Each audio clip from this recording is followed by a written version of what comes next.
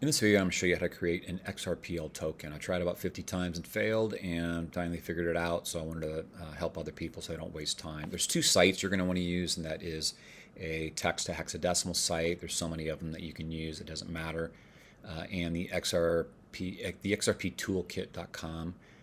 You'll notice that the text to hexadecimal is case sensitive, so if you want an uppercase token, then you want to use the capital letters, and this is going to come in handy later. Next, you want to go to your XRPL toolkit and click on Get Started. You want to connect your wallets.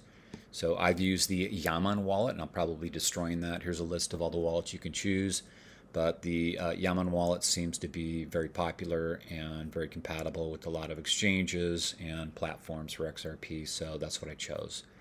So you connect your wallet by clicking on that button there, and it comes up with a QR code. So now I have the Yaman wallet on my mobile phone, and I'm going to open up the issuer wallet. So I've got two wallets. I've got an issuer wallet and a distribution wallet. So I've opened up my issuer wallet, and there's a little black icon at the bottom of the wallet. You just simply scan that, and it sends you a request to your mobile phone. You accept that, and it gets connected. And now I'm going to connect my second one. So this is going to be my distribution wallet. And again, it sends a request to my mobile app, and I have to accept that. And once that's accepted, then I will have both wallets added to the XRP toolkit. All right, now I've got both my wallets added, and you see a balance here. So you do need some XRP in here, and I just put in a number of XRP so it doesn't get me stuck. But I would say that you need at least 2 per wallet, but they recommend in your distribution wallet these should have 12. Now you see I've already created a token here, so I wanted to practice. So I created one called EFN for 100 million tokens, and I wanted to make sure I got it right before I attempted to record this, because it is a fickle process, and there are a couple tricks to this that once you see how to do it and how easy it is, it's going to blow your mind if you're like me and you wasted a lot of time trying to learn this. So you can see you can select assets from the menu there, or you can just scroll down a little bit on this page and click Add Asset. And you're creating a new token, so go to the Custom Edit. You want to enter in your issuing wallet. This is the wallet that you're going to create the tokens from, and then later on you're going to black hole this. So go ahead and paste that in there. Now sometimes when you cut and paste, it adds a space, so it kind of screws things up. But I want to create 200 million tokens. And for the currency, this is where the hexadecimal comes in. So I failed a number of times putting K and D in there and K and D in there, and then just simply putting the hexadecimal in. But that has to be a 40-character address. And when we go back here, so as you see, it's saying invalid currency. So now I have to add a number of zeros. So just sit there and click a number of zeros out until it hits 40. When it hits 40, it'll be valid. If you go one too many, then just go back one, and now it's valid again, and hit next.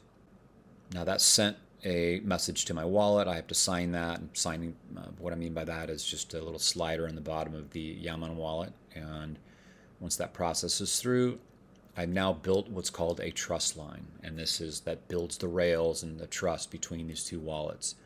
Now, as you can see here, I've got the EFN token already created, and we're in the process of creating the KND. So let's go to this is the issuer wallet, and you click send, and then you're going to notice that there's no KND there for me to pick from.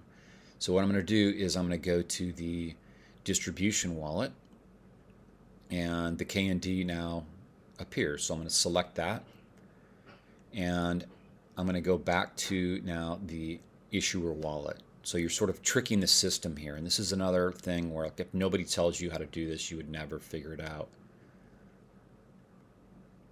And so now I'm at the issuer wallet, and I've got to enter in the destination wallet. This is my distribution wallet, at least what I've been calling it. Now, this is very fickle. Again, like when you cut and paste in here, it may say invalid currency. You may have to retype a couple letters at the end or the beginning.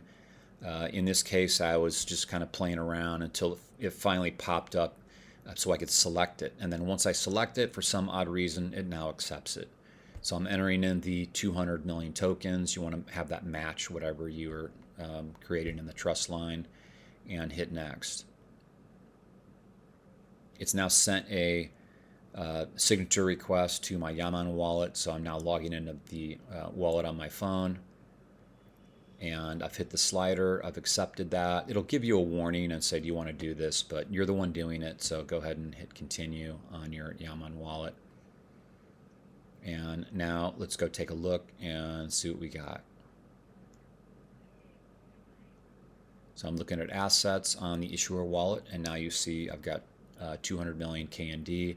When I look at my Yaman wallet on the mobile app on my phone, I now have 200 million of the KND and 100 million of the EFN, which I created before I did this video. So as you're going through this, just hit pause and do the task, and then hit pause, do the task, and you got to follow along closely. So as you saw, there's a couple tricks there. I've tried Claude AI, ChatGPT, and Grok. None of them got me through this process. In fact, they just wasted probably about 7 or 8 hours of my time. Now, you've created this token. I've created this token, 2 tokens in my Yaman wallet. Now, if you want a legitimate token and it's going to be part of a legitimate project, you now want to go black hole that issuer wallet. And what that does is it deletes the master key, it deletes all access to it, and that way that when somebody's wants to put their token on an exchange, for example, they can't screw you over because they can't create new tokens later on. So if you're investing on these exchanges, you definitely want to go verify that the issuer wallet, wherever they created the token from, has been black holed, so they can't do it pump and dump and then create more tokens and really screw you over. And that'll be a different video that I'm going to do. But also, before you black hole, there's a number of things you want to do. So you want to associate your logo, you want to associate the web address. There's 4 or 5 things you want to associate with your token before you black hole that token, because once you black hole it, you can't add a token icon, that image. And the only way you could do that is to put your token, if you've black holed it already, then, and you wanted to put your token on xpmarket.com, for example, then you have to provide a link to like a Twitter account or your website where it's got your logo stored. And that's just kind of hokey, because if somebody ever took your Twitter account away or somebody took the website away, then it's going to lose access to that token image. And not all of the DEXs are going to also go and grab that image. So it could work on some exchanges but not work on others. So before you black hole, you want to go and do a number of things, and I'll do that in a separate video.